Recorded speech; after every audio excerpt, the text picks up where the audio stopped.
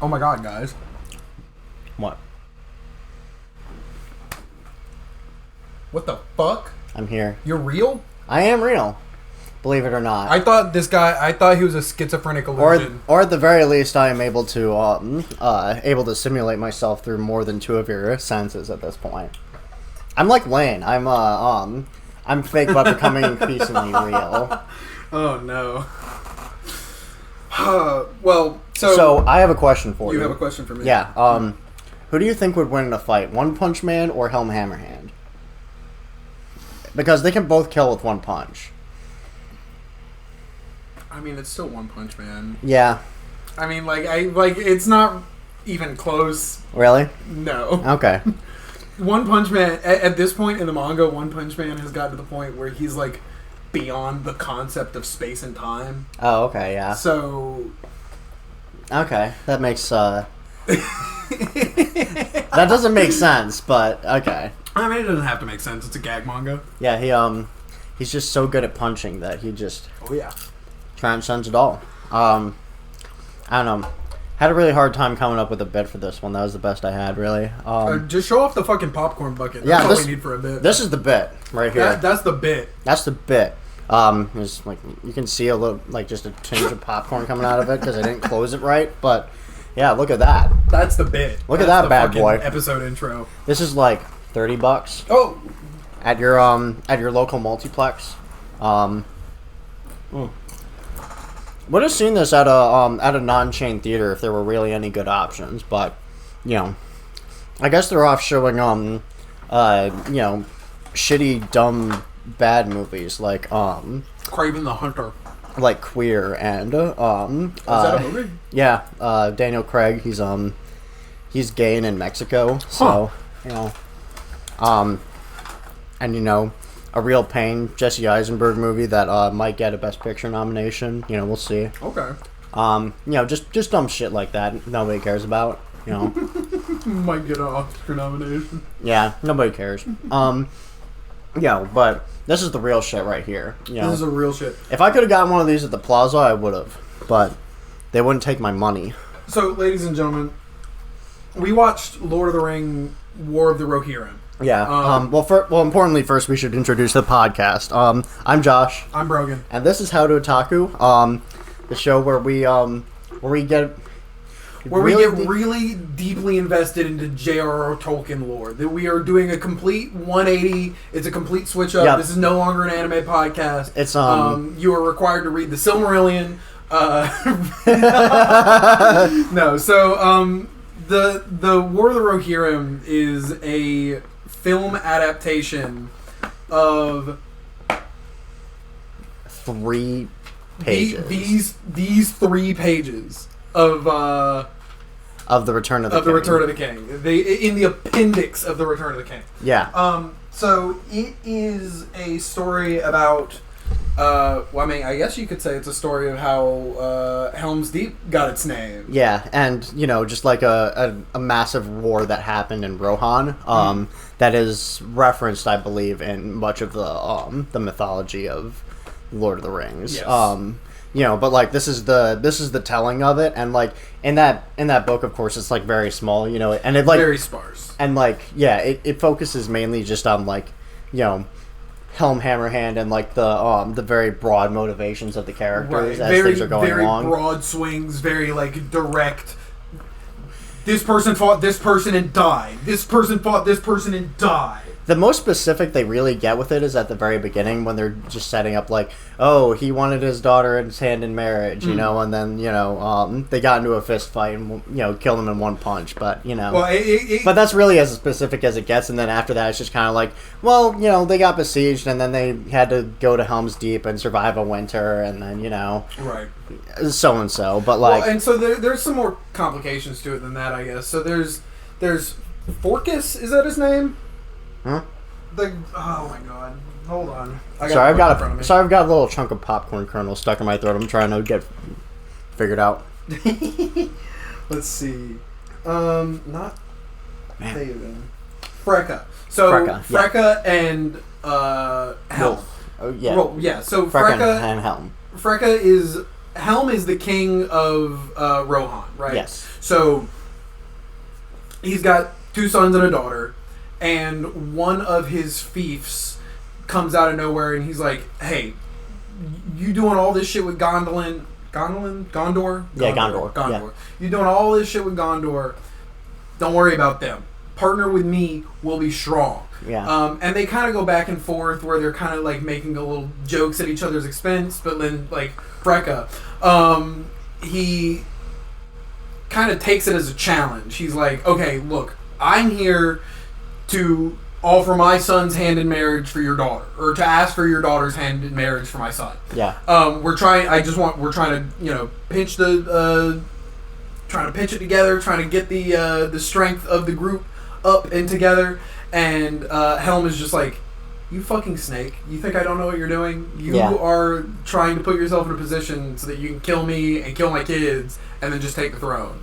Yeah. And so this devolves. They go out into the courtyard of the courtyard of Rohan. Yeah. And of Edoras, Edoras. Sorry, the capital. The capital, essentially. And so, they get in a scuffle. They throw blows back and forth, and by back and forth, I mean Freka just like wails on Helm for a second, and then Helm just docks him one, and he's dead. Flat dead. Dead. Fucking instantaneous. What kind of death is that? Instant. If I have to die in a fist fight, that's kind of how I want it to happen. Just once. Just one very succinct punch, Right. So, God, I guess we kind of skipped over this part where we should have introduced the main character of the fucking movie. Yeah, that's what I was going to get into, is that, very sparse, so they had to kind of, flesh out the story, and, really,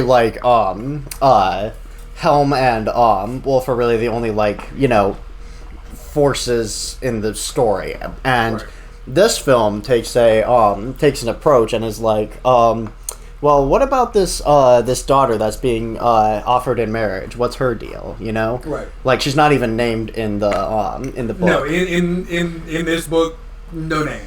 Yeah, so they give her a name, Hera, and then she becomes the protagonist of this film, and kind of takes a role in it that is that the film frames as this story that's never been told before. Right.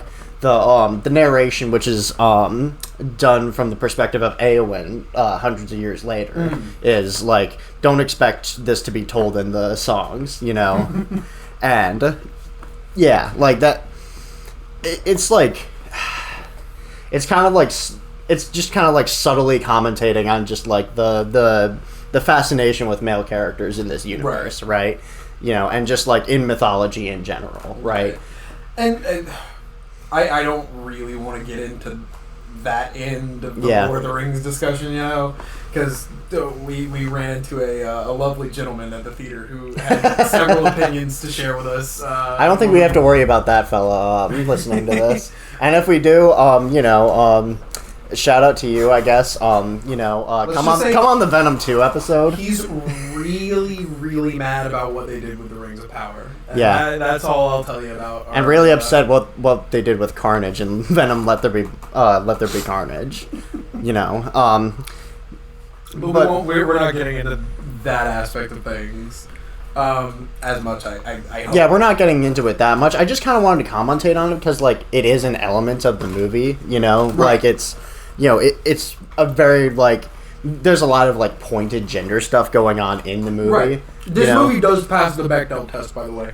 You actually clocked that? I thought about that for a moment, and I was like, I'm not sure if it does. Yeah, there are multiple conversations that women have with one another that have nothing to do with men. Okay, interesting. That's good. But I do see there is a potential criticism in that from a Tolkienist perspective, and this argument is probably going to be used more in bad faith than in good faith. Sure. But if you want to see it from this perspective, it's Tolkien was kind of obsessed with these with the kind of the way stories are told, right? And mythology and stuff like that, and in creating his own mythological universe, he created it to mimic the styles of old and to right. To focus mostly on men, right? Because that's just how a lot of these stories passed on, That's how our world was. So the movie almost not necessarily betraying that sensibility, but putting a little point in it to be that's that's for a reason, and it's and it's kind of a problem, I suppose that some people might take that as an attack on Tolkien's writing. I don't really. I mean, if you sit through the movie, I don't see how you could see that, because the movie is so definitely interested in Tolkien's writing, and I don't think it is that mean about it. And no, absolutely not. It is. I mean, as sparse as the text in the book is, they got a good movie. It's 1-to-1. It's faithful. Yeah. There's hardly anything they do in the movie that is starkly different from that, right? Right, and it's obviously it's a 2.5-hour long movie, so they flesh it out a lot. Yeah, they have to elaborate a lot. And when you sit down to watch it, if you frame it as a movie, it makes sense to do so. It's a war. It's kind of crazy that this whole war is summed up in 3 paragraphs in this fucking book. Yeah. When it is considered to be a substantially important war, at least in the history of Rohan. Yeah. So. Yeah, you got to elaborate on it, but I'm just talking mostly about the very specific the slight jab that opening narration gives. Sure. Some people might misconstrue that, and right. Is it an argument? If you misconstrue that, you're doing it on purpose. Probably, yeah. You're doing it because you're intentionally angry because somebody told you to be, or because your feelings are hurt that a dude isn't the main character in this movie. Yeah. So, and I would just want to say that as far as the Peter Jackson Tolkien adaptation universe goes, you're looking at a 6-to-1 ratio of male protagonists to female protagonists at this point. Yeah. So there are 7 movies, and like I said, we won't talk about Rings of Power because I haven't seen it for one. And also, it's not really connected. Right. It doesn't have anything to do with what we're talking about. But seriously, if you're mad about why isn't there a man in Lord of the Rings, go watch Frodo and Aragorn and Bilbo and Gandalf and Legolas and Gimli and Yeah, and this movie also doesn't downplay Helm Hammerhand. No, absolutely not. He's a fucking force. Yeah, this movie respects him possibly more than any other character in the movie. I think he's the best character in the movie. There's a scene when there are several aspects to it that are they pull from the lore directly, where there's mention of him becoming a wraith. Yeah. And they play with that a little bit. I was like, holy shit, he's a wraith. What's gonna happen? And they kind of step away from that a little bit. He's not a wraith. He has not died. But that's a very Peter Jackson choice. It's a bait and switch. They kind of set it up. They if you've read it, the line about the wraith. And because again, it's 3 paragraphs. If you've read it, you know everything about it. Yeah. I don't know, man. It's just one of those things where I've completely spaced. That's fine. I lost my train of thought on that one. Yeah, on that note about the Wraith bait and switch. Yes. That, like I said, that's kind of a Peter Jackson choice, right? There's in the original trilogy, there's a real sense of them trying to demystify the world as much as possible, which is kind of I think probably one of the most contentious things about those adaptations, if there's anything contentious about them. You can't really contend that the movies are poorly made, right, because they're definitely not, but just the choice to to take as many of the definitively magical things in the universe and try to make them more realistic, right, in a way. That's something that just the Peter Jackson movies do, and this is definitely an example of that. That kind of keeps it in line. Is they're oh, he wasn't actually a wraith the whole time. He was just kind of off to the side doing this thing in the dead of night, right, and just wasn't getting caught, Which a little bit unbelievable, but like I don't know, it's a movie. I don't care. Where's Tom Bombadil? That's all I have to say about that. I mean, like, I like the movies. Movies are obviously great. I think they may be missing something from that, from stepping away from the more, like, blatantly fantastic elements of the things that are going on. Mm-hmm. And they kind of step back into it. I can't remember if Peter Jackson directed the Hobbit movies or not, but they kind of step back into it a little bit. The Hobbit movies, but the Hobbit movies are also a big mess. They're their own can of worms that we may or may not touch at some point. A massive element of those of that magicification of that is the return of Sauron, right? In a kind of ham-fisted way, right? But I don't think this discussion is too terribly set on the Hobbit, mostly because I think they recognize that like the less they reference the Hobbit in this movie, the better. Oh yeah. There is one reference, and Hera.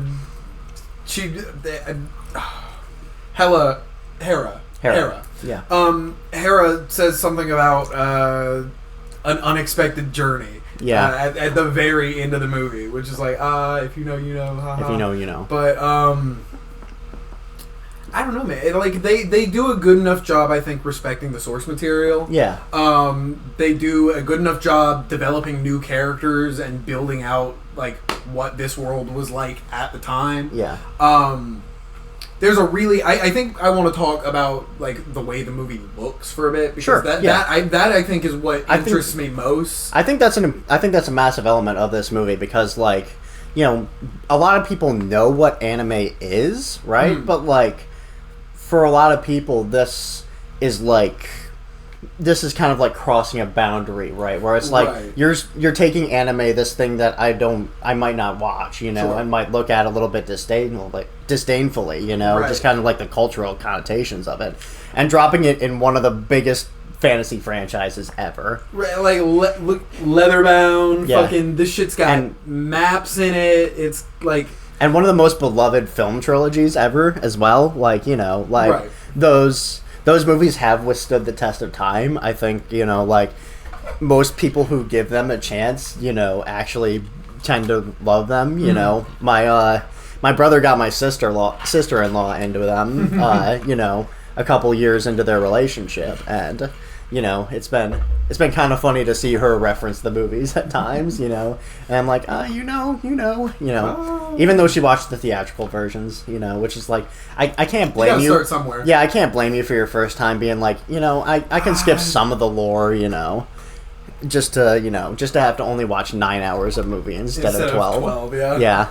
But, where was I going with that? Shoot. Oh yeah, right. The art style. The art style. So like, but the important thing is like, well then, what's the visual design of it? Because if it's appealing enough to like cross that barrier, then you have a real hit on your hands. Right. And I don't know what you're going to say about this, but I think that while the movie looks pretty good in a lot of elements, there are a few specific design choices and choices in the animation pipeline that I think lead to some results that will off-put general audiences. Definitely. I mean, there are some things that I feel like I caught because I have an eye for it because I watch a lot of fucking animation and I catch in-betweeners.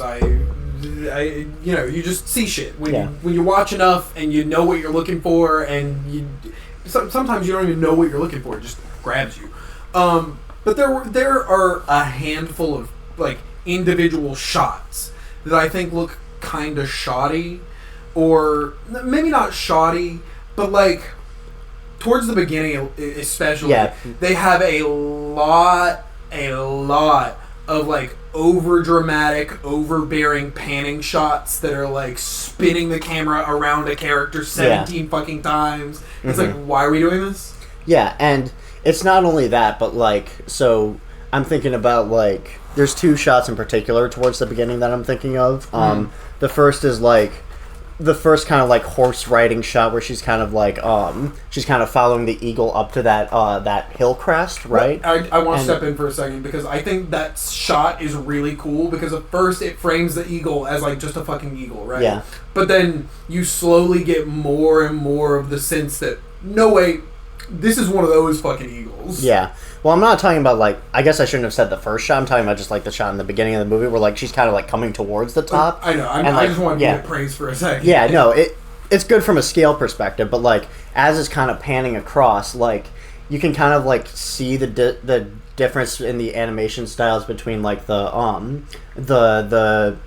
between Hera and the horse and the background that she's existing in. Right. And the things just like don't line up in a way where it feels a little bit floaty, and like it just sets a bad impression that I think doesn't hold for the rest of the movie. It doesn't, no. But the environment especially, and I see what they're going for because it's a very like painterly style almost, and when they zoom it, like the first shot in the movie is like a zoom pan down into the map, and like as they pan down, the mountains stand up, and it's like it's interesting. It's a cool shot.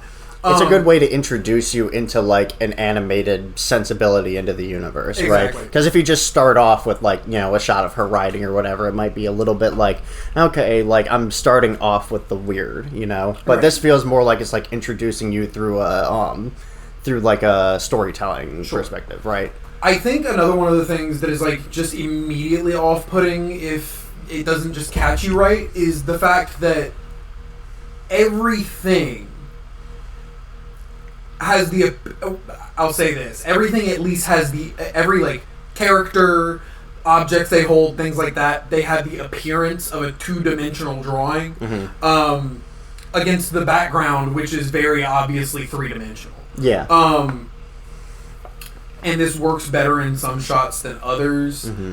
Sometimes if the lighting in the environment is like super well baked, and then you kind of have like a 2 or 3 shade character portrait, it just doesn't really mesh as well as you would hope it to.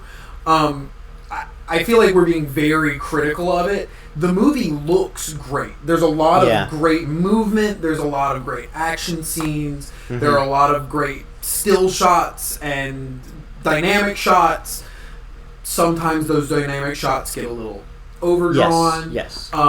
Sometimes those still shots get a little too still. You know, just like simple nitpicks about the animation, really. Yeah, like I do think the beginning has a lot of issues, and like I don't know if they work through the film linearly, right? Like if they were like, you know, starting from the beginning as they were doing their process and then learned over the course of time. That might make sense to me, though. Like I know that they probably work on things in a non-linear fashion, just like any movie does.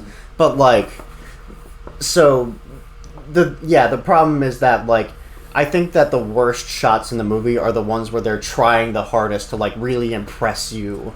You know, right? Because like, they kind of go a little too there's the one shot that's just stuck in my fucking brain of her standing on a rock, and then the camera.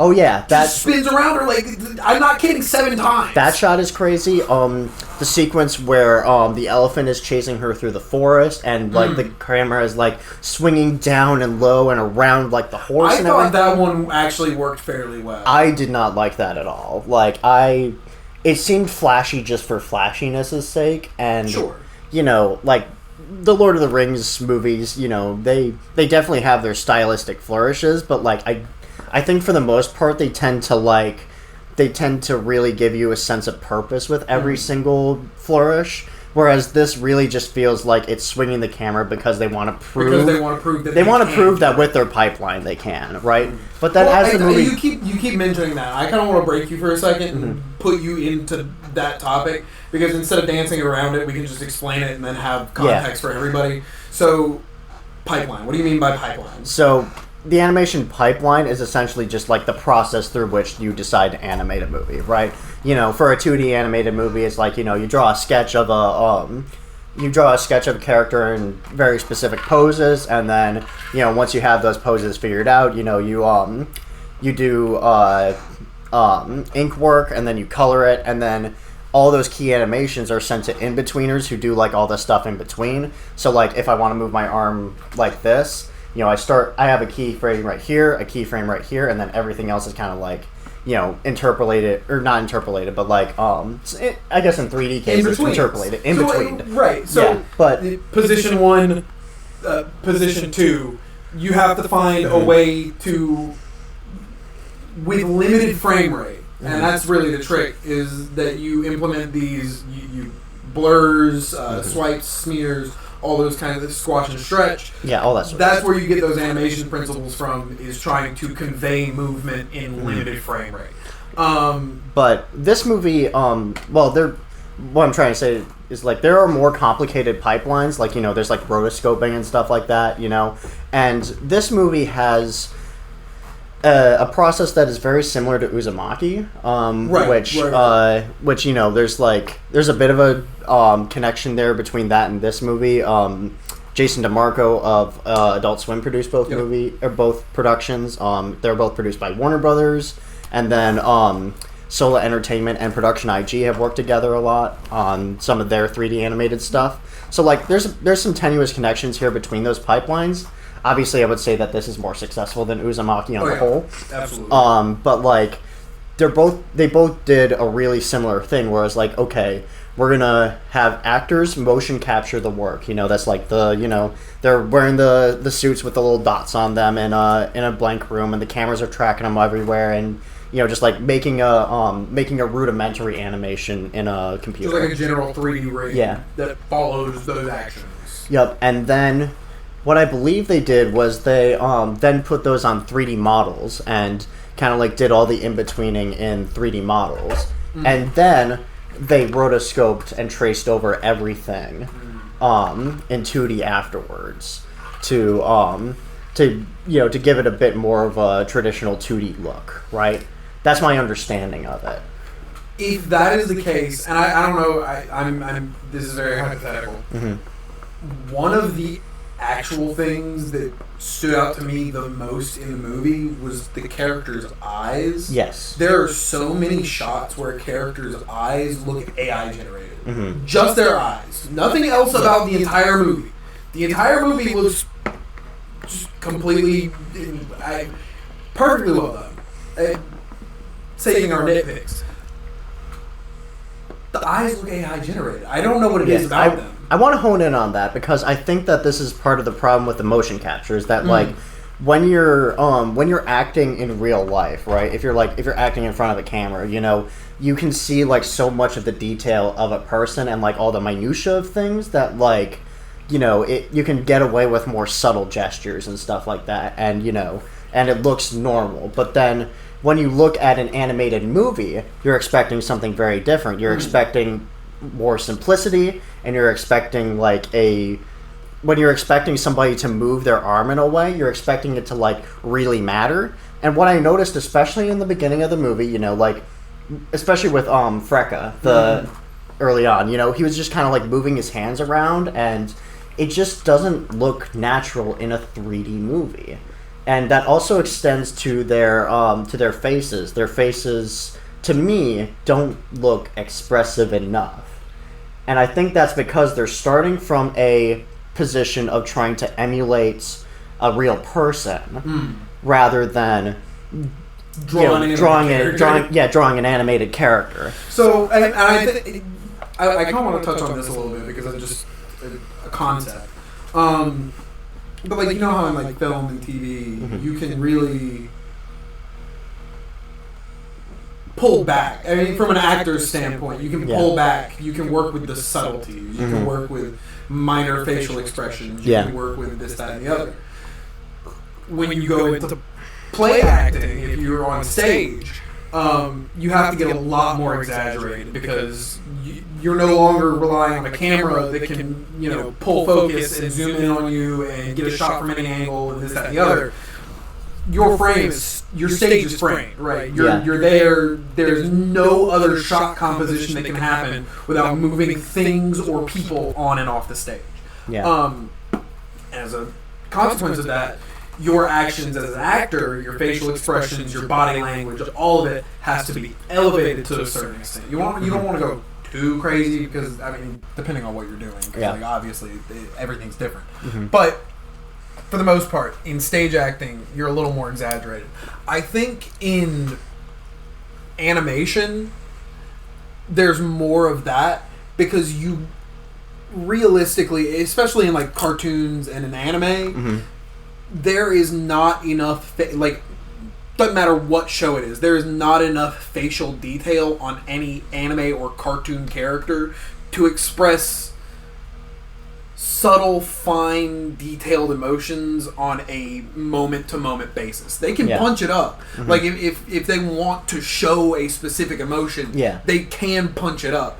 But just the way that the flow works, it would be entirely unrealistic to try and animate the minutia of somebody's facial expressions when they're thinking about how they might lie to you. You know, like, that's the kind of thing. And so, with anime, the characters' vocal performances and then their physical movements in the work, like, as drawn, I guess, need to be that much more on par to convey life, I guess.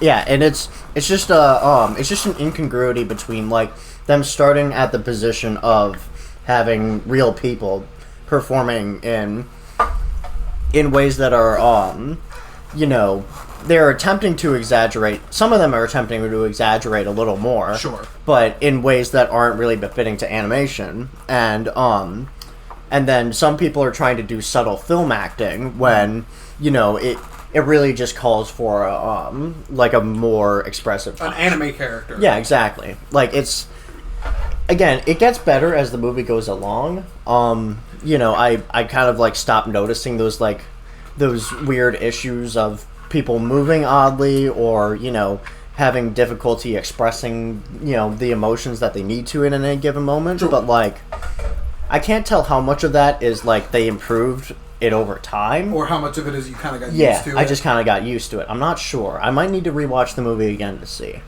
I mean, I feel like when I'm thinking about it and I'm trying to critique it, there's a lot more that's, like, jumping out to me as, like, let me bring this up. Mm-hmm. I was sitting there watching that movie, having a great fucking time. Yeah, like, I think the movie really picks up steam, you know, after that first, basically, like, what is the first couple of paragraphs in that story, which is, you know, the whole Freka shows up, you know, he asks for Hera's hand in marriage to his son, and then son Wolf. Yeah, and then you know, Helm Hammerhand's like, nah, I'm not fucking with you. Let's go beef outside, and then, you know, Freka dies. Their clan gets banished, and after that point, I think things get a little bit better, right? Yeah. You know, like, it, especially that first scene in Isengard after she gets kidnapped, and yes, whenever that's really when things pick up, I think, for me, like, as far as, like, the visuals and, like, the storytelling and all that kind of, like, gets back up to pace.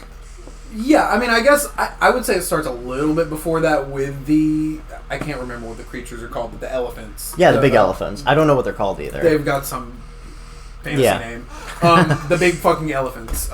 When she gets chased by the big fucking elephant and she runs into the swamp and she uses the like, I thought the big plant vagina monster looked pretty good. When you put it like that, it's... Yeah, it's vaginal. Like, I don't know what else to say, you know? What's the opposite of Freudian? Keithian. It's Keithian.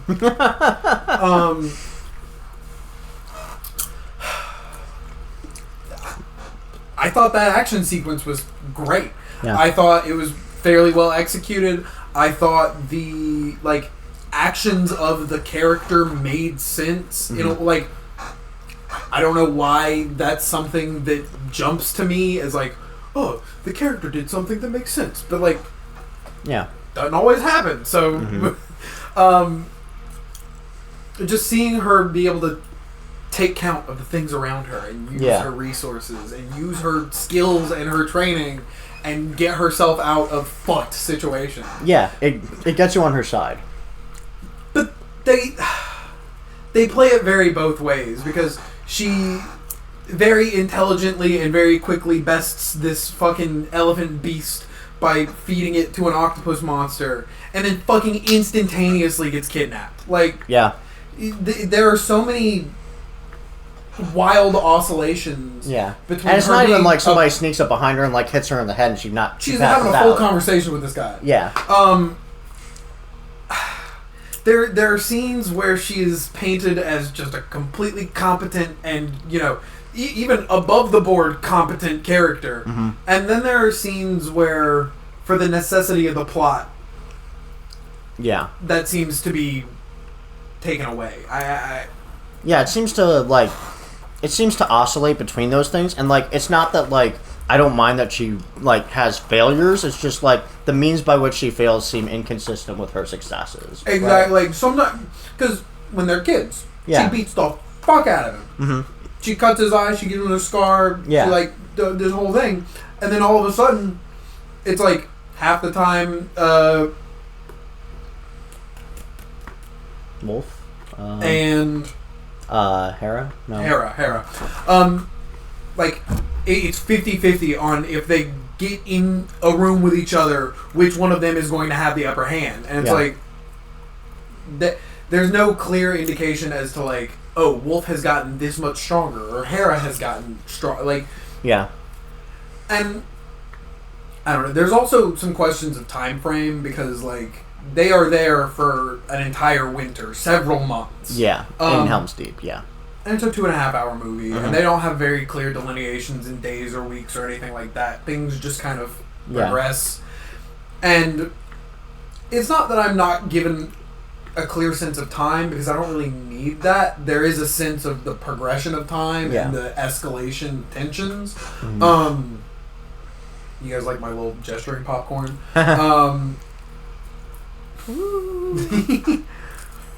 But it's not a mark against it that it isn't like, here's the calendar of the thing. But I think there is some of it where, I don't know. I don't even think I have a complaint about the time frame, because it's just like, it's kind of non-consequential.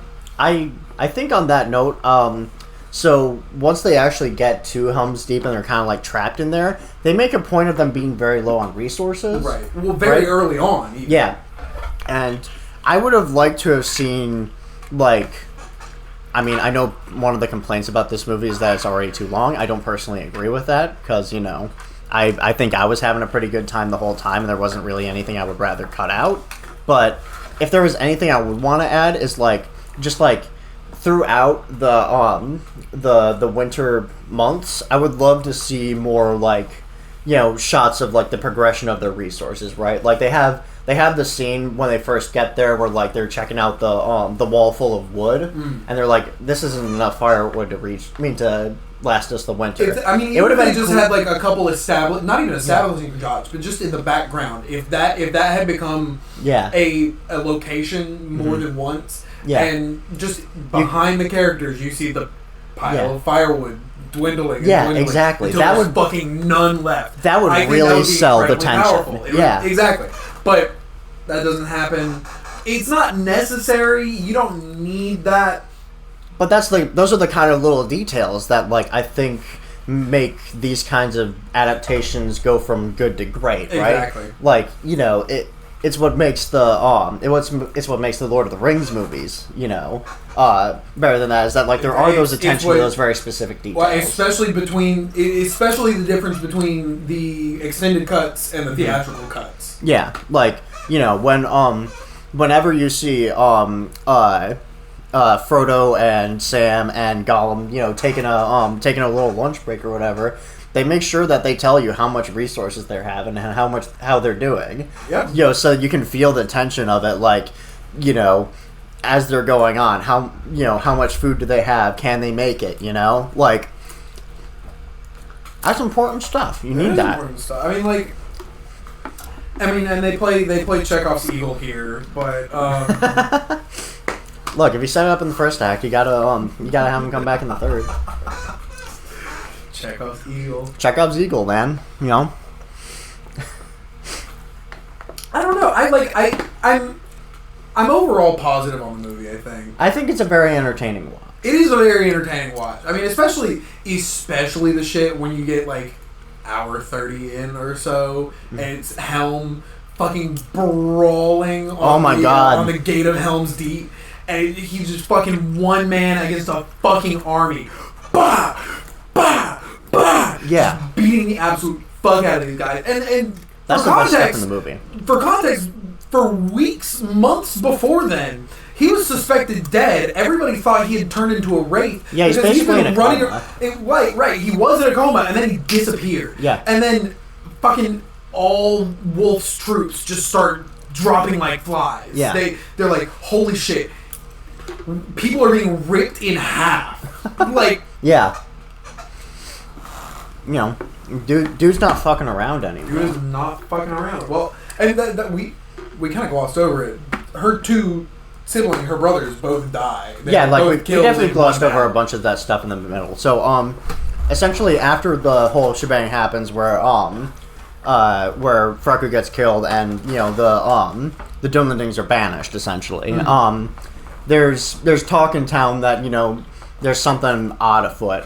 Hera gets kidnapped, and this, you know, after doing this little, you know, escapade, with the big elephant, and then, when she wakes up, she sees all the Dunlending camps in Isengard that are all being led by Wolf, and he's basically like, you had your chance to do this shit peacefully, but now I'm gonna take the crown by force because, you know, because I want this fucking power. And I'm an incel. Yeah.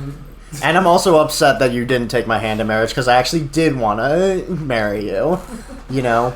And she's like, bro, I'm just, you know, I don't want to marry any dude. Which, like, you know, not saying nothing, you know. I think they were best friends. Yeah. Her servant girl kisses her at one point, and, you know, she seemed to not hate it. She seemed to not hate it, you know. And then she's like, I don't want to be the queen, which, you know, might be about more than just not wanting power, you know. Yeah.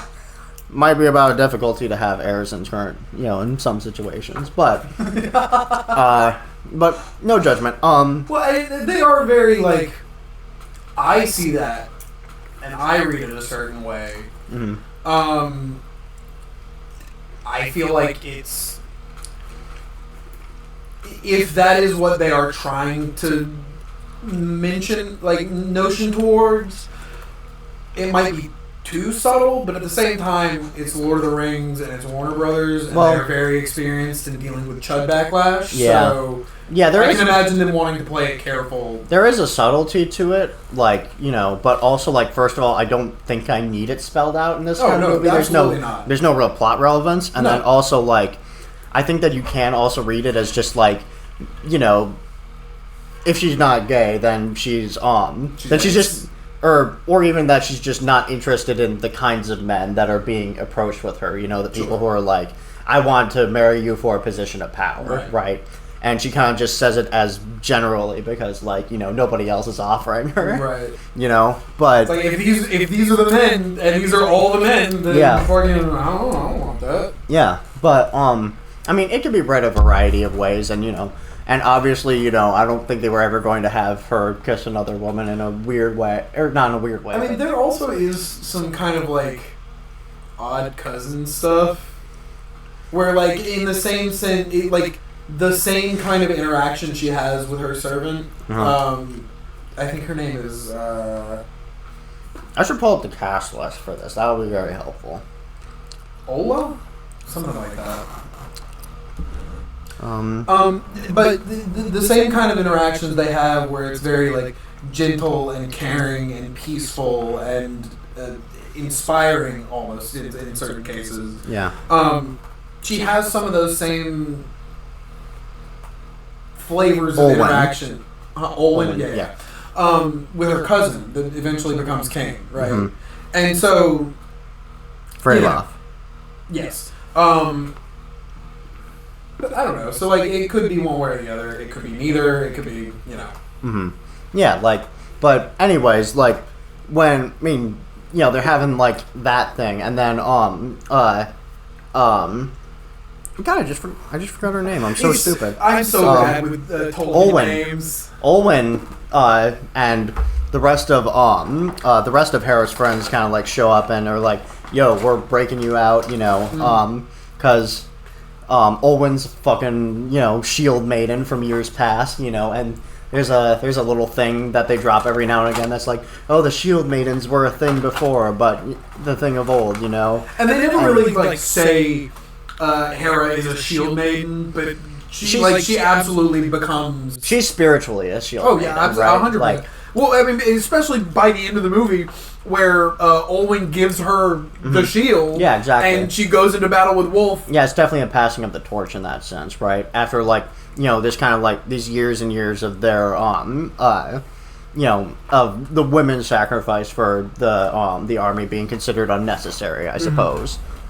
But like, yeah, but they essentially break her out of Isengard in the first, like, you know, in one of the first big action scenes, and like, you know, some dudes get fucked up, like, you know, it's a dope scene. I mean, like, it's just, and it's just good. There's nothing really to say. It's not like the craziest shit I've ever seen in my life, but it's really good. It's really it's often, it's not even just passable. It's good. Yeah, it's often, you know, like staged competently, like, you know, the kind of swinging camera work that happens in some of the earlier action scenes kind of like settles out for the rest of it, and like it's, you know, it is usually either like static or like a simple pan or zoom, you know, just little things, you know, to kind of like engage you in the frame without trying to like grab your attention. You know, and make you be like, "Oh no, I didn't know they could do that in an animated movie." Except for the one time that the creepy old lady that just happens to live in... That was weird. Where they like zoomed in on her face and then popped a fisheye lens and then like... They also like intercut like a reverse shot into it in the middle of the action. It's very strange. I don't understand why they made that choice in the edit, you know? Because it's like, what she was saying did not require that kind of... Yeah. Like, cinematographical... Like, yeah, like... Focus. I mean, to some extent it kind of makes sense because, like, you know, I'm thinking specifically of the shot in Fellowship where Gandalf returns back to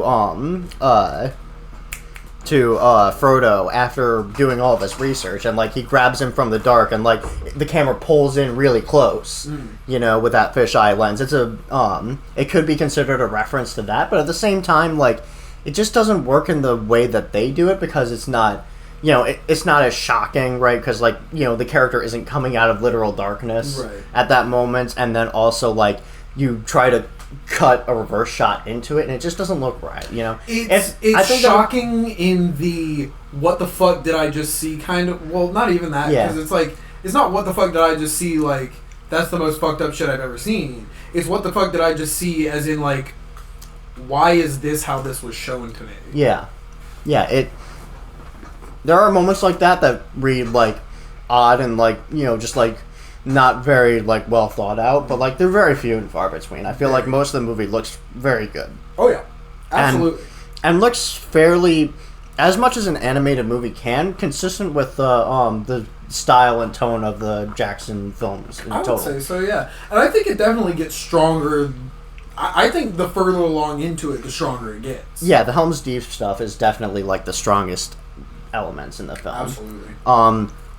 But yeah, like, so once they escape, they attempt to warn Helm of the growing army in Isengard, and bro's just like, we can fucking take them, you know. He's like, whatever. And like my big take on the movie, and like I'll get into a bit of how it relates to Hera in a moment, but like my big take on the movie right now is that the movie's just about like two guys who have like such fucking big egos and like such pride that they're not willing to let go of, right? Like, you know, it's Helm's pride that kind of like initiates things to start with, just like, you know, I mean, obviously he had a right to protect Hera, you know, and to say no to this arranged marriage, but also he didn't have to go, Right, he didn't have to throw hands over it. Yeah, he's literally the one who is like, hey, let's take this outside. A king doesn't fight in his own home, but men are more free in the streets, am I right? Yeah, like... What a hard fucking line. Yeah. A king doesn't fight in his own halls, but men are free in the streets. Yeah, like, literally a line from the book. It goes so hard, and I'm so glad that they left it. Just, like, really good. And then, and then this moment where he's presented with this evidence, or this testimonial of the ongoing thing against him, and they're like, we don't have the power to take on this many people. We need to retreat. And then one of the other guys in there is just like, yeah, I'll throw in a few hundred troops, And then bro's just like, well, we got a few hundred troops plus our army, we can do it, These fucking, bum fucks in the middle of the woods. Yokels, these goddamn outlanders, come on. Yeah, and then they get decked. They get shit rocked. Especially because the one guy who offered all of his troops, he didn't show up. Bro was like, oh, it was Saturday. I thought you said Sunday.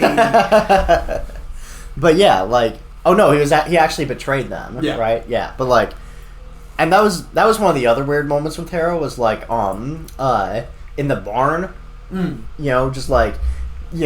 She should be kind of like a little bit more competent in the fight, right? Like even if he ultimately bests her in combat, like he shouldn't have just dusted her. Like she is capable. She could have put up a fight against that guy. Yeah, and she kind of doesn't. Again, like it's a weird inconsistency of the movie, but like, and I will give it credit towards this as a concept because like if they're playing with the idea that she is still trying to come to terms with herself because obviously like both your brothers just died, your dad is not doing well, like this, that, and the third. I would be very emotionally conflicted. I don't know if I could necessarily perform in a combat scenario to the best of my ability under those circumstances. So like they may be playing with that. If they are, that it's not clear. That intent is not communicated in the movie. Like. I do see how if it's like, oh, she's trepidatious about like killing somebody for the first time or whatever, like that possibility. It's not communicated in the film itself. No. It's I think this is Kenji Kamiyama's feature directorial debut. Really? I think so. I think he's done a lot of television, but this is the first like full-length feature film.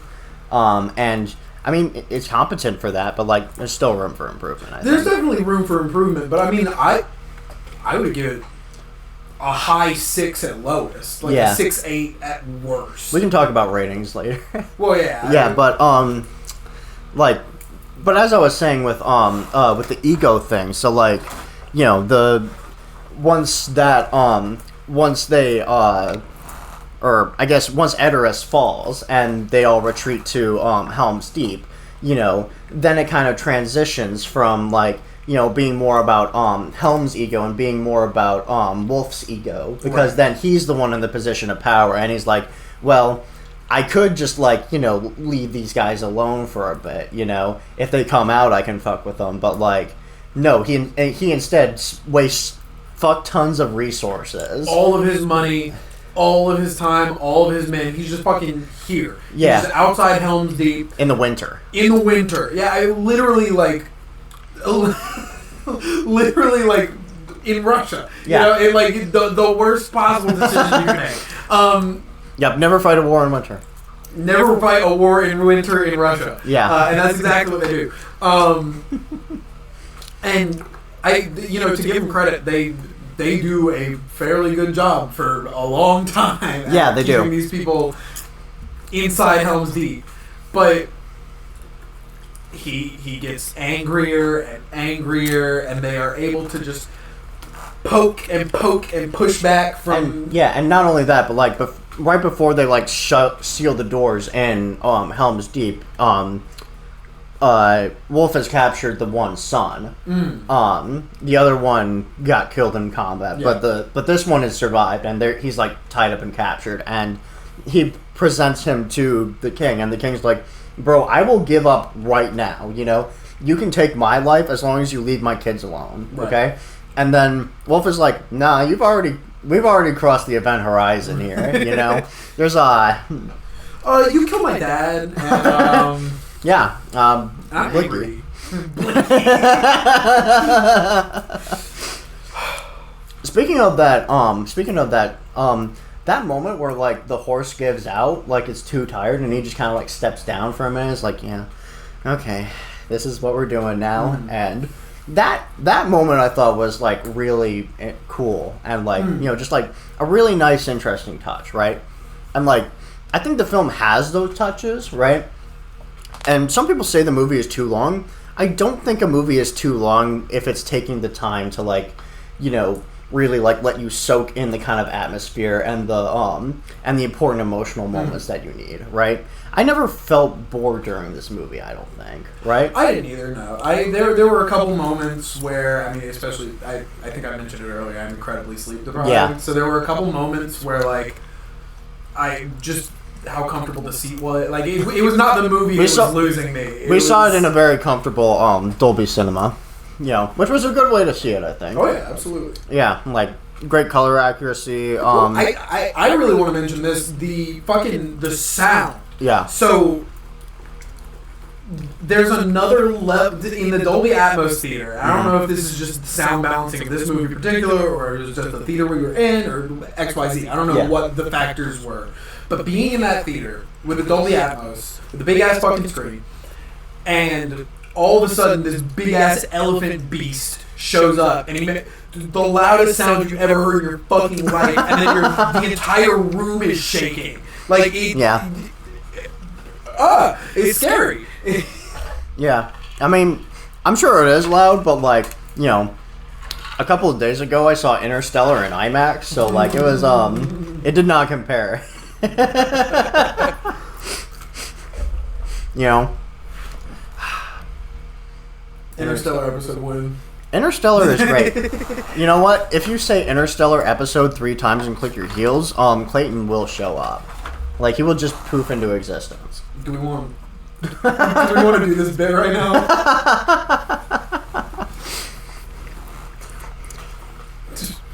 Big John Studman. Big John Stud. But yeah, man. I don't know. It's like... It's a strong film, I think. It is. I really... I mean, there's not... Like, you do get that... have we missed anything, really? I mean, like, there's the kind of line where they eventually realize, like, okay, so... Well, and we kind of talked about this already, but the plot line where, okay, both the king's sons are dead. Mm-hmm. He goes into this grief-stricken coma. Yeah. And then disappears. And then we get back to the part where Helm was a wraith, quote unquote. He was going around tearing everybody up and fucking everything up. Yeah, and I think they do a really good job of presenting, like, the kind of, like, mystery and the threat of that without giving the plot away too hard and for a while, and also, like, communicating the dread that sets in the people at that point. It really does. Like, you start to see these guys acting like fucking Batman, you know? Yeah, like, holy shit! It's the freaking bat! It's the freaking Helm! It's the fucking bat! The few survivors left at the end, I imagine them just at the bar, like, you know, telling stories about, oh, I saw Helm hammer hand. He was this big. He was this tall and this wide. He rubbed my buddy Jimmy's arms off.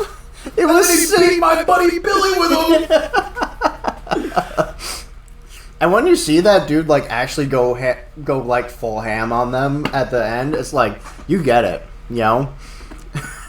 Well, okay, this is the one other, like, kind of major complaint that I did have. This movie is very respectful to all of its characters 99.9% of the time. Yeah. Exactly until Hera gets picked up by the skull by the biggest, ugliest orc you've ever seen in your life, at which the movie decides it's going to give you a 10-second shot right up her skirt of her whole ass cheeks. Yeah, it's a very bizarre choice. Like, I don't understand it. Like, have your cheesecake. Fucking whatever. Like, I'm I like a little fan service here and there.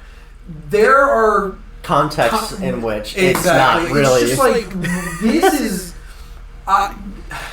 If it was unintentional, that's. How is that? How did you do that unintentionally? Yeah, like it's one thing if it's like, if you're shooting a movie in real life and you're like trying to get somebody's like backside or like part of their legs or something, and you get part of their ass. It's like, okay, I get it. Right? There are physical constraints around the way the human body works, and a camera in physical space. When you have the pen, when you have the ability to put whatever you want to on a page. Yeah, and you decide instead of like, I don't know, like using a shot to like emphasize the distance between her feet and the ground or something like that, right. And instead just like showing her ass as she's trying to like get free or whatever. What the fuck? Well, again, have your fan service, but like in situations where, and especially in this movie, it was very out of place because it doesn't do that like much at all outside of this one part. Yeah, but then it's like. They choose the worst part. The worst possible thing to be happening. Yeah. For you to be like, okay, now we're going to put the whole camera right up her ass. Yeah, it's like you couldn't have taken a shot of her, like, reaching for her sword, or, like, no. Struggling to get out of his grasp, or, like, her dad getting up to, like, ass. Yeah, and also just, like, a bad editing decision because somebody should have looked at that on the fucking NLB and been like, yeah, out. Yeah. But somebody mocapped for that. Yeah. I'm not sure if the voice actors did their own mocap for this movie. I wouldn't imagine so. It'd probably be tough for Brian Cox to just be sitting around punching air for like 20 minutes a day. But yeah, a lot of mocap work was done, and like most of the voice work is pretty good. Brian Cox definitely a standout. I think Luke Pasquiano does a pretty good job as well. And then, you were surprised by this, but I knew this going in. Dominic Monaghan and Billy Boyd. Yeah, I had no idea. Have roles in this movie as well. They played Pippin and Mary in the films, and they have new roles in this movie. And like I clocked one of them. And I think I missed the other one, but like, I think the is it the Halfling? Yeah. Or like the Hobbit. Skiff, or it starts with S. Yeah, something like that. He's like a servant of Hera's as well, and like I think he's played by Billy Boyd. Yeah. So, just look out for that. But yeah, good voice work all around. Yeah, I don't know what else there is to really say about it. Like, it's a strong movie, I think, and we kind of kicked the shit out of it a little bit here and there, but, like, take those criticisms with a grain of salt. I sat through the whole movie, and I thoroughly enjoyed my time. I will probably watch it again at some point. It will become a part of the 4 Lord of the Rings movies I watch, Yeah. Yeah, and like because it's not part of the trilogy and not really like a it's not like you feel like you're watching like part of a story. I feel like it would be easier to like slot in, into a day. Just be like, oh well, today I feel like watching a Lord of the Rings movie, but I don't feel like watching 12 hours of it. I'll just pop in more of the Rohirrim. Like, and I don't know this. This probably isn't a great starter anime because I feel like it gives you. I think it gives you a bad impression of what the medium is. This would not be. I don't know. As if you are already like a Lord of the Rings fan. If you're a Lord of the Rings fan and you're open to this, if you're a Lord of the Rings fan and I say Rings of Power and you don't have a fucking baby bitch meltdown, go watch this movie. Yeah. If I say Rings of Power and you do have a baby bitch meltdown, just, consider that before you watch this movie. Yeah. And then force us to listen to your bad opinions. Yeah, exactly. And consider that sometimes some people don't want to hear your opinions and that, that maybe you can actually shut up about an issue. It's like, if you are the person who thinks that you might not like this movie, just go back and watch the old movies. You're fine. Those always exist, you know? This changes nothing. Your Blu-rays are still there on your shelf, buddy. You know, just chill out. You know? But yeah, I mean, it's like minor animation issues, minor pacing issues. Yeah, a few little inconsistencies in the character, but like all in all, like it's an entertaining watch. You know, like it's, you know, and it's there is something to be said about, for the first time in 20 years. Well, yeah. not because The Hobbits came out. But yeah, I guess so. For the first time in 10 years. 10 years? New Lord of the Rings movie. Lord of the Rings movie in theaters, so... Yeah, and like... That's dope. Yeah, it's... And the first one in 20 years that's actually like, quite competent. Yeah, exactly. But, yeah, I mean, I had a good time at the movies, I think. I had a good time at the movies. That's the first, like... I think that's the only in-theater movie I've been to all year. Really? Mm-hmm. Okay. Yeah, I mean... As far as my movie-going has gone this year, it's honestly been kind of, like, definitely hasn't had, like, you know, not a lot of downs, but, like, there's not a lot of stuff at the bottom and there's not a lot of stuff at the top, right? It's been a lot of, like, you know, 7 to 4s for me, sure. You know? Like, just a lot of, like, okay, that was pretty good, you know, I had my things here and there, and it didn't really, you know, wow me, but, you know, it was alright. So would you say this is the best movie you've seen in theaters this year, other than Interstellar? No, it is not. Definitely not. I mean, you know, I have seen a lot of really good stuff. Let me think. I would say this probably goes between... Why is Inside Out 2 so high? What was I thinking? I mean, this probably goes between Furiosa and Twisters, so that would be my 14th highest movie of the year. You know? Twisters, okay. Yeah, like, I mean, you know, competent, good. Is it? I mean, you know, like, it's... I mean, is it camp? It's not camp, it's just like, you know, it's highbrow disaster movie. You know? Highbrow? Not highbrow for a disaster movie. Oh, okay. Like, you know, really? Like they actually like kind of care about the characters and there's like good performances. For a remake of Twister? Or not a remake, a sequel? A pseudo sequel, yeah. You know, like, huh. I mean, it's a good time. You know, fair enough. You know, from an Oscar nominated director, no less. You know, but well, fucking what do I know? but yeah, you know, it's I would recommend it. It's probably the best animated movie second best. To what? Look Back. Oh. Yeah. You mean this year? This year, yes. Yes. You know, it hasn't been an especially strong year for animation, I don't think. A lot of people love The Wild Robot, which, like, I kind of get it, but also, like, there's a lot of issues I have with that movie. Well, yeah, you say it's not been a strong year for animation. Arcane came out. A lot of television came out. A lot of good television. I mean, JJK Season 2. Dawn to Dawn started airing. Delicious in Dungeon. Television's been fucking great. Animated films. A little less so. Just been a little under. There's been a lot of, like... I don't even know if a lot is the right word, but there have been kids' movies. Yeah, Actors Strike really did a number, you know. Yeah. Pushed a lot of stuff back. You know. Which, you know, good. Fucking... Great, if the people who are making the fucking thing get your rights, get your bag. You know? Exactly, yeah. But, you know, does that make it a great list for, you know, movies I saw this year? Not really. You know? But, like, yeah. Oh no, third best. I didn't add a movie to my list, but, you know. What's before Look Back?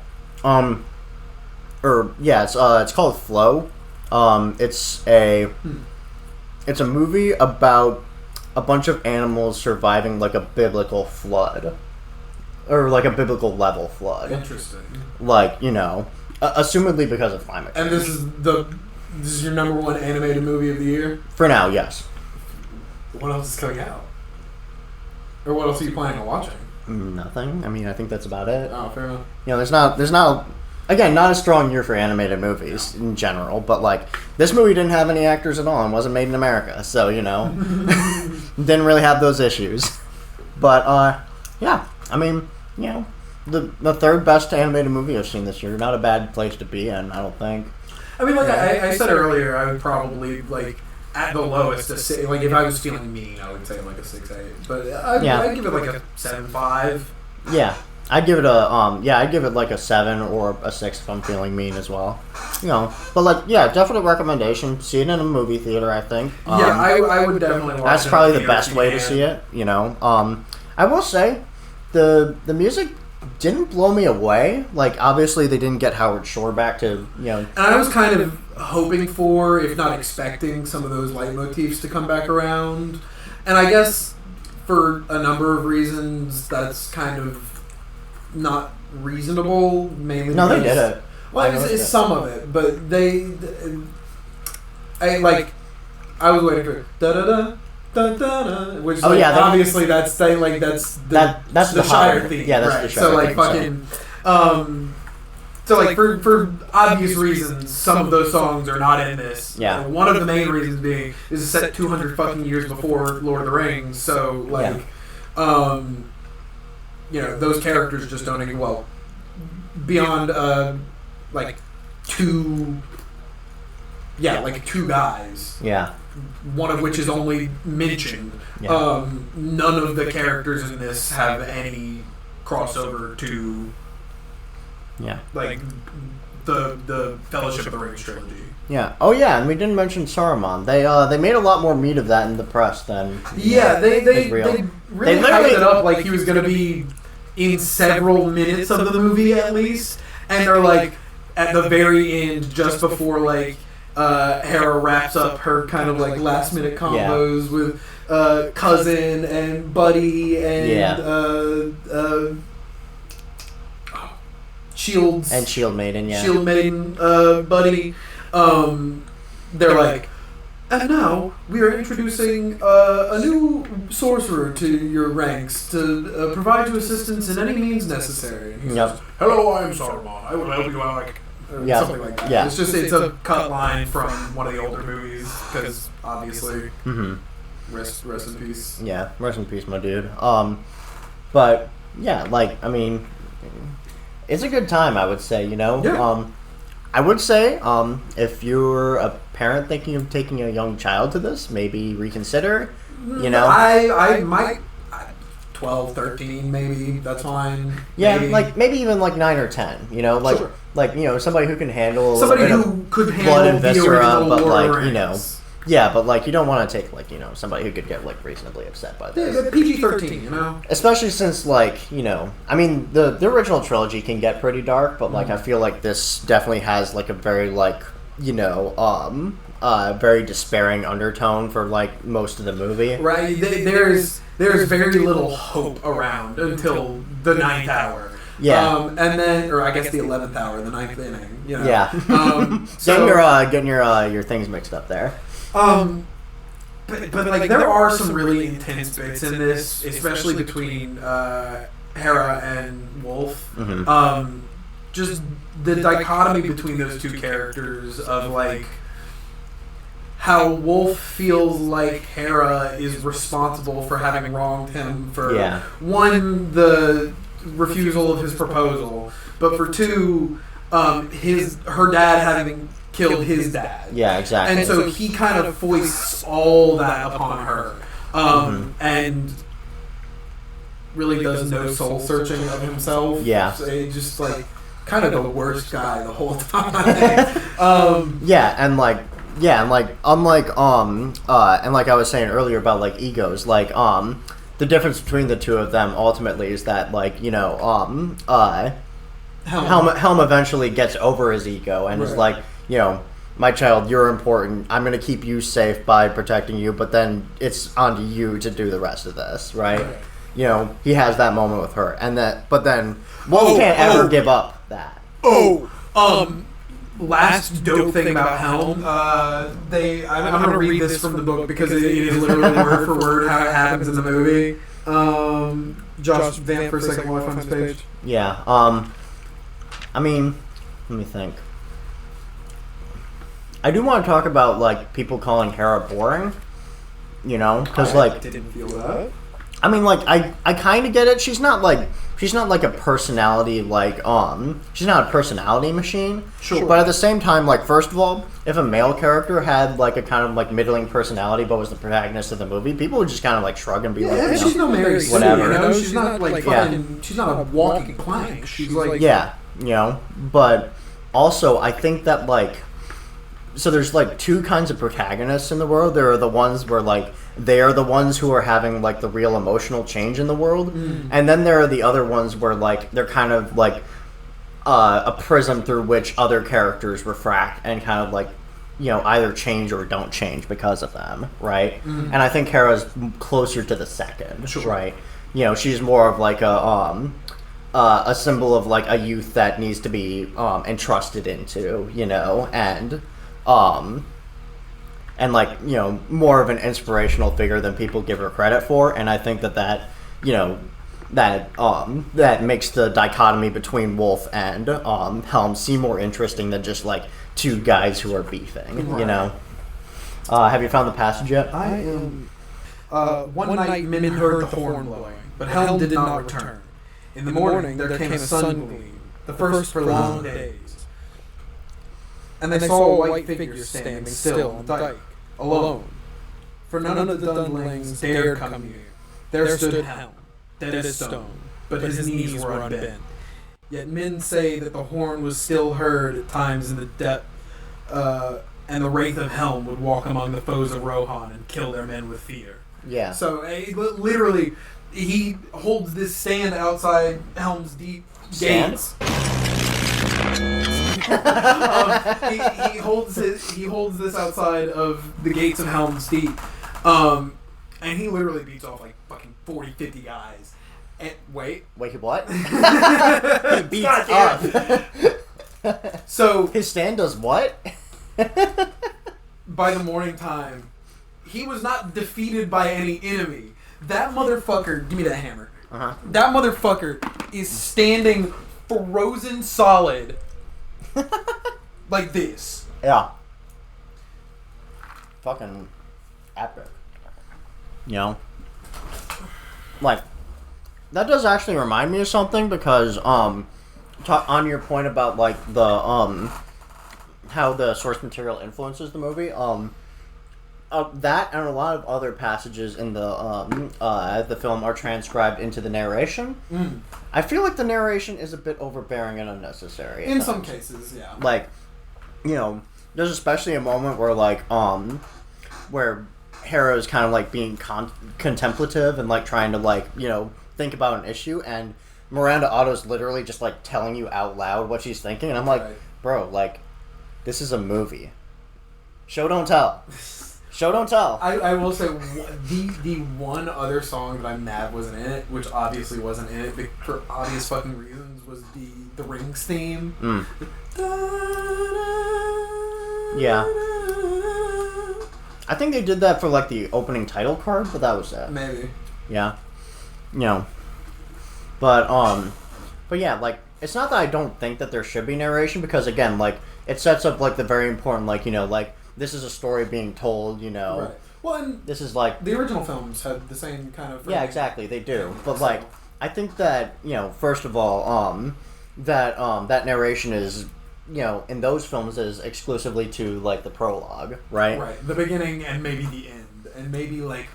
Yeah, and, like, maybe, like, a couple more segments where there's, like, big exposition dumps happen. Right, where there is, like, okay, so instead of showing you this entire fucking meeting that's going on that you don't need to see the entire thing, we're just going to give you the details as we see the crew riding across the countryside or whatever. But in this film, I think they...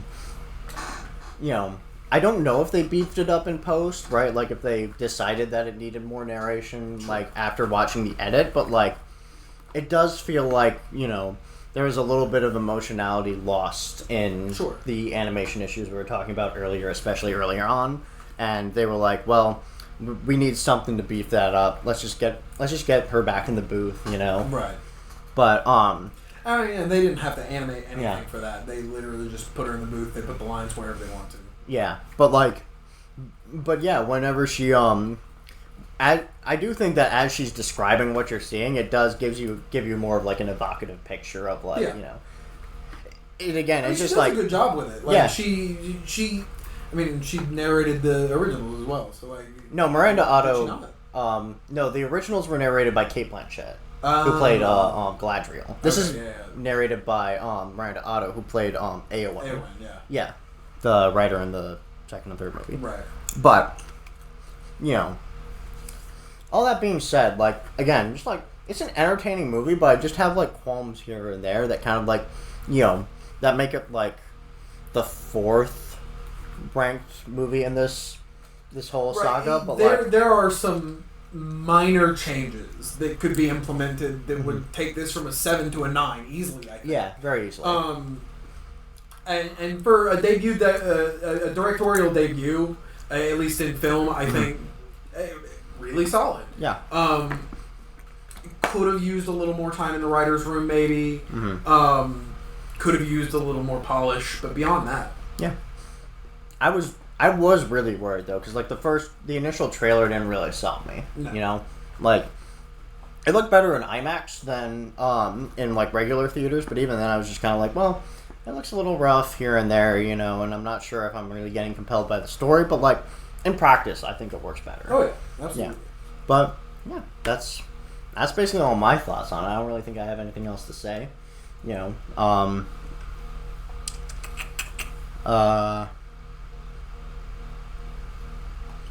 yeah. Watch out for plant monsters. Watch out for plant monsters. Yeah.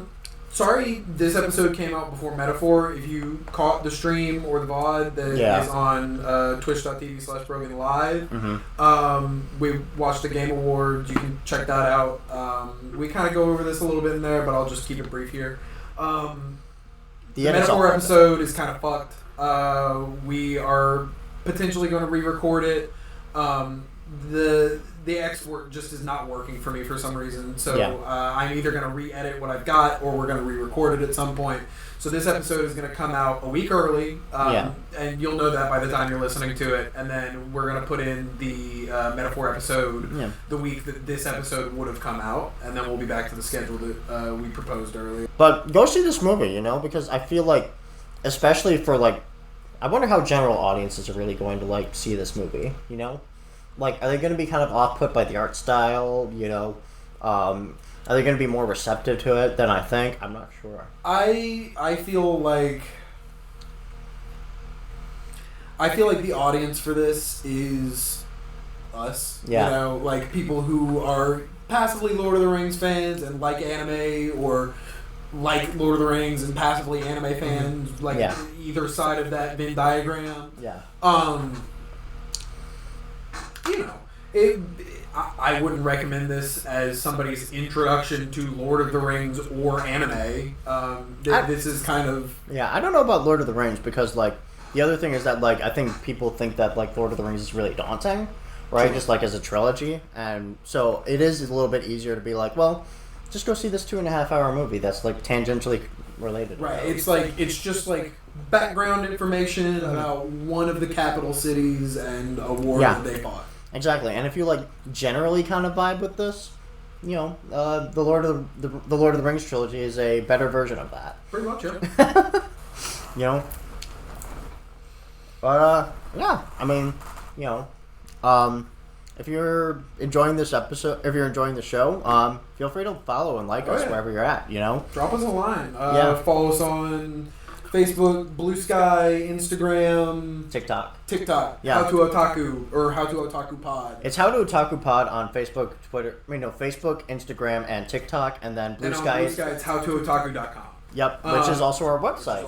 Where you can check out our schedule. You can check out more information about the shows we've done and what our deal is. You know, like. It's a good resource. You know, I work on it every once in a while to try to just like make it a little bit better. Josh does so much on the back end for our Google site. social media presence and our like web presence. Google Sites is really tough, though. I can imagine. You know, it's just I want to do more things and it won't let me. But yeah, drop us a follow on any and all platforms. Yeah. YouTube, Spotify, wherever you're listening. If you're listening on YouTube or Spotify, drop us a comment. Tell us what you think about the movie. Yeah. You know, we definitely might respond to some of that if we get that information before we do our next episode. You know, just like let us know what you think. You know, and yeah. Look out for our next episode on Metaphor ReFantazio. That is coming out next week, I believe on the 23rd. Something like that. Yeah. And until then, see you later. See you, Space Cowboys. Oh! Oh.